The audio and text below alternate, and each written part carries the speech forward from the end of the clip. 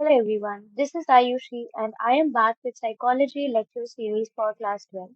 हम chapter 6 attitude and social cognition के बारे में डिस्कस कर रहे हैं। इसके लास्ट पार्ट में हम दो टॉपिक्स के बारे में पढ़ेंगे, जिसमें से फर्स्ट है behaviour in the presence of others, यानी कि दूसरों के होने की वजह से हमारे व्यवहार कैसे प्रभावित होते हैं। नेक्स्ट है प्रो सोशल बिहेवियर, यानी हम दूसरों की मदद किन परिस्थितियों में करना पसंद करते हैं और कैसे करते हैं। तो सबसे पहले हम पढ़ेंगे behaviour in the presence of others के बारे में। इसमें बहुत इंपॉर्टेंट कॉन्सेप्ट है सोशल फैसिलिटेशन का।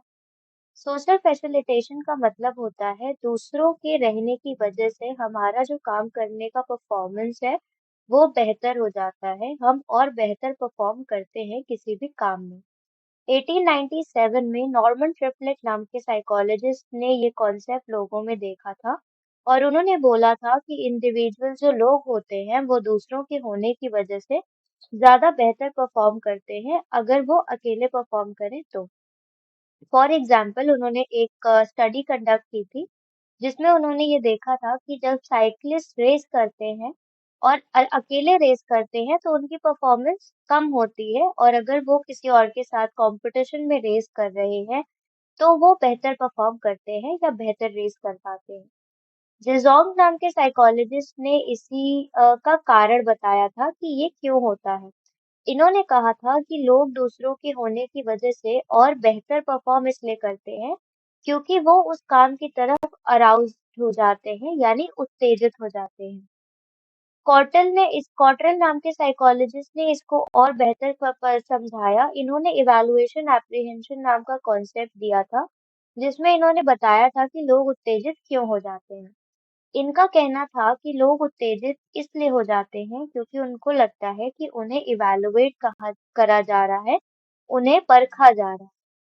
लोगों को लगता है कि जब वो बेहतर परफॉर्म करेंगे तो उनकी तारीफ होगी और जब वो अच्छा नहीं परफॉर्म करेंगे तो उनकी बुराई होगी। और अक्सर कर ये होता है कि हमें तारीफ लेना पसंद होता है और बुराई नहीं पसंद होती है, इसलिए लोग बेहतर परफॉर्म करते हैं, गलतियां कम करते हैं, इसीलिए उनका परफॉर्मेंस बेहतर हो जाता है। जो टास्क होता है, यानी कि जो काम करना करना होता है जिसमें परफॉर्मेंस हम देख रहे हैं, वो काम भी परफॉर्मेंस को प्रभावित करता है। फॉर एग्जाम्पल अगर कोई काम बहुत आसान है, सिंपल है, या इंसान उस काम को यूजुअली करता है और जानता है, तो दूसरों की होने की वजह से वो काम और बेहतर हो जाएगा क्योंकि वो इंसान उस काम को करना जानता है। दूसरों की होने की वजह से वो उस पर और अच्छे से मेहनत करेगा। वहीं पे अगर कोई काम बहुत टफ है, डिफिकल्ट है और एकदम नया नया है जो कि इंसान पहले नहीं किया होता है, तो वो उसमें गलतियां कर सकता है लोगों के डर की वजह से।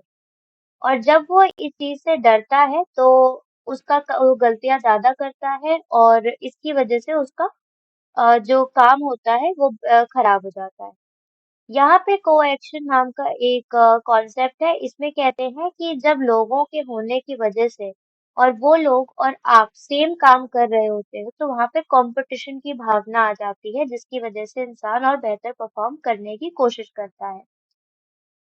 टास्क किसी भी चीज पे परफॉर्मेंस आपका बेहतर भी हो सकता है और घट भी सकता है लोगों के होने की वजह से। इसी कॉन्सेप्ट पे बेस्ड एक सोशल लोफिंग नाम का कॉन्सेप्ट है जो कि डिफ्यूजन ऑफ रिस्पॉन्सिबिलिटी पे आधारित है।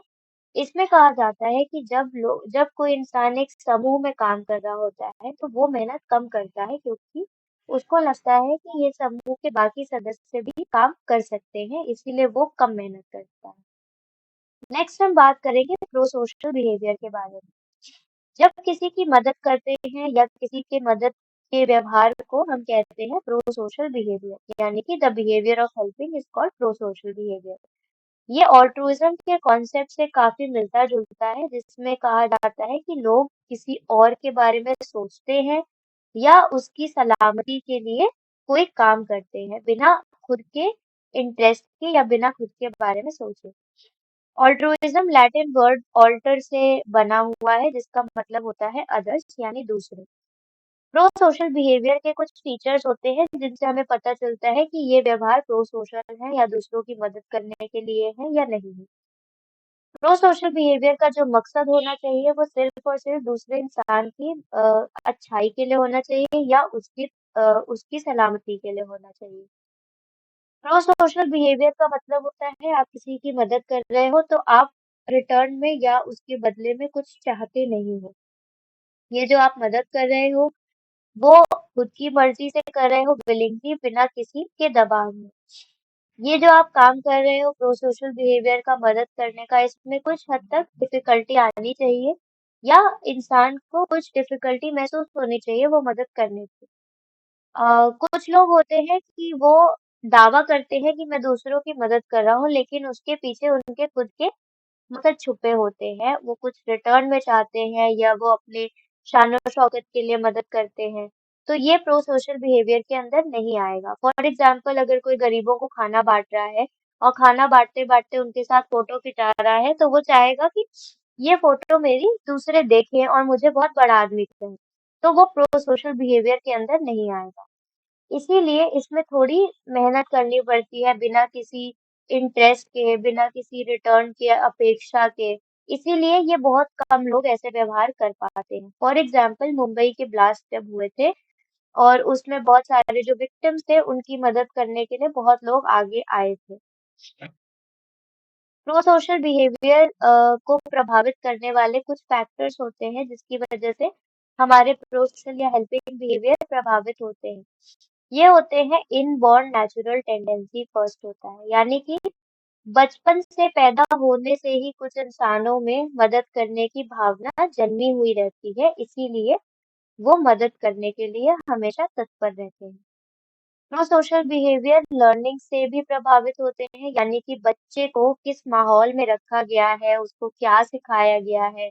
अगर किसी बच्चे के माता-पिता दूसरों की मदद करने के लिए बहुत उत्तेजित रहते हैं, हमेशा मदद करते हैं, तो वो बच्चा भी उनका व्यवहार देख के वैसे ही सीखता है। तो वो भी प्रो सोशल बिहेवियर यानी वैसा व्यवहार करने के लिए वो सीख जाता है। प्रो सोशल बिहेवियर कल्चर से भी प्रभावित होता है, यानी हम जिस तरह के समाज में रहते हैं वो हमें सिखाता है। फॉर एग्जाम्पल कहा जाता है कि भारतीय जो होते हैं वो कलेक्टिविस्टिक समाज में रहते हैं, यानी कि वो एक दूसरे के साथ जुड़े हुए रहते हैं, एक समाज में साथ में रहते हैं। तो यहाँ पे हर इंसान दूसरे इंसान के बारे में सोचता है और मदद भी करता है। लेकिन वहीं वेस्टर्न सोसाइटीज में लोग इंडिविजुअलिस्टिक समाज में रहते हैं, जहाँ पे हर कोई अपने से मतलब रखता है, तो वहाँ पे लोग ज्यादातर किसी की जिंदगी में घुसना या इंटरफेयर करना पसंद नहीं करते हैं और प्रो सोशल बिहेवियर कम दिखाते हैं। प्रो सोशल बिहेवियर कभी-कभी उन चीजों की वजह से दिखाया जाता है जो कुछ नॉर्म्स होते हैं, यानी कि हमारे कुछ उसूल होते हैं, हमारे रूल्स होते हैं जिनके आधार पर हम प्रो सोशल बिहेवियर दिखाते हैं। उनमें से 3 इम्पोर्टेंट रूल्स यहाँ पे बताए गए हैं। पहला होता है सोशल रिस्पॉन्सिबिलिटी। ये कहता है कि हमें सबकी मदद इसलिए करनी चाहिए क्योंकि वो इंसान है और सबको मदद की ज़रूरत है। ये हमारा सामाजिक धर्म है। तो इसको मानकर हमें बिना किसी और चीज़ को देखे हुए सबकी मदद करनी चाहिए। दूसरा होता है रेसिप्रोसिटी, यानी कि हमें केवल उनकी मदद करनी चाहिए जिन्होंने पहले कभी हमारी मदद की हुई है। तीसरा है इक्विटी। इसका मतलब होता है कि हमें तब मदद करनी चाहिए जब हमें लगे कि वो सही है। फॉर एग्जाम्पल लोगों को लगेगा अगर कोई किसी इंसान ने बाढ़ के दौरान अपनी सारी चीजें खो दी हैं, तो उसकी मदद करना ज्यादा लाजिम है एज कम्पेयर टू उसकी मदद हम नहीं करना चाहेंगे जिसने सारे अपनी जो चीजें हैं वो जुए में उड़ा दी हैं। तो हम उसकी मदद नहीं करना चाहेंगे, लेकिन हमें लगेगा कि जिसने सारी चीज अपनी बाढ़ में खोई है, वो किसी प्राकृतिक आपदा का शिकार हुआ है, तो हम उसकी मदद करना ज़्यादा ज़रूरी समझेंगे। प्रो सोशल बिहेवियर कभी-कभी इस चीज़ से भी प्रभावित होता है कि हम उस जिस इंसान की मदद कर रहे हैं, उसका क्या रिएक्शन होगा। फॉर एग्जाम्पल लोग कभी-कभी गरीबों की मदद इसलिए नहीं करना चाहते हैं क्योंकि उनको लगता है कि गरीबों को लगेगा कि वो मेरे ऊपर एहसान कर रहे हैं। इसीलिए वो देखते हैं कि उस व्यवहार का एक्सपेक्टेड रिएक्शन क्या हो सकता है। कभी-कभी प्रो सोशल बिहेवियर उन इंसानों के द्वारा दिखाया जाता है जिनके अंदर एम्पैथी बहुत ज़्यादा होती है, यानी कि वो दूसरों के नज़रिए से देख सकते हैं, उनकी जगह खड़े होकर उनकी भावनाओं को समझ सकते हैं। इसका सबसे बेहतरीन एग्जाम्पल होगा mother Teresa. Pro social behaviour कुछ चीज़ों की वजह से घट जाता है, यानी लोग मदद नहीं करना चाहते हैं, कभी-कभी उनका मूड खराब रहता है इसलिए, वो बहुत व्यस्त रहते हैं इसलिए या उनकी कोई खुद की दिक्कतें होती हैं इसलिए। या कभी-कभी उनको लगता है कि जिस इंसान की मदद की जा रही है, वो अपनी जो उसकी स्थिति है, वो खुद के लिए ही ज़िम्मेदार है, इसीलिए उसकी मदद नहीं की जैसे हमने जुए का एग्ज़ाम्पल लिया था, तो लोगों को लगता है कि इंसान ने जुए खेले हैं, इसलिए वो सब कुछ हार गया है। तो वो अपनी स्थिति के लिए खुद ज़िम्मेदार है, तो हम उसकी मदद क्यों करें? लोगों को ऐसा भी लगता है। प्रो सोशल बिहेवियर कभी-कभी बायस्टैंडर्ड इफ़ेक्ट की वजह से भी घट जाता है। फॉर एग्जाम्पल अगर रोड एक्सीडेंट हुआ हो और वहां पे बहुत सारे लोग इकट्ठा हो तो कोई एक मदद करने के लिए नहीं जाएगा क्योंकि उसको लगेगा कि हर इंसान का इक्वल रिस्पॉन्सिबिलिटी है उस इंसान की मदद करना। इसी को कहते हैं डिफ्यूजन ऑफ रिस्पॉन्सिबिलिटी यानी कि लोग ये समझते हैं कि ये मेरी जिम्मेदारी नहीं है, दूसरों की भी इक्वल ही जिम्मेदारी बनती है मदद करने की। इसीलिए वो अपनी ज़िम्मेदारी को कम समझते हैं और किसी की मदद करने नहीं जाते। लेकिन वहीं पे अगर बहुत सारे लोग नहीं इकट्ठा हैं और केवल एक इंसान है, तो वो सोचेगा कि मुझे मदद करनी चाहिए क्योंकि यहाँ पे केवल मैं हूँ और ये मेरी ज़िम्मेदारी है। इस चैप्टर से रिलेटेड अगर आपको कोई भी डाउट्स या क्वेरीज हैं, तो आप अपने क्वेश्चंस कमेंट सेक्शन में पूछ सकते हैं। साइकोलॉजी से रिलेटेड एजुकेशनल वीडियोस के लिए गुरुकुल चैनल को सब्सक्राइब करना ना भूलें।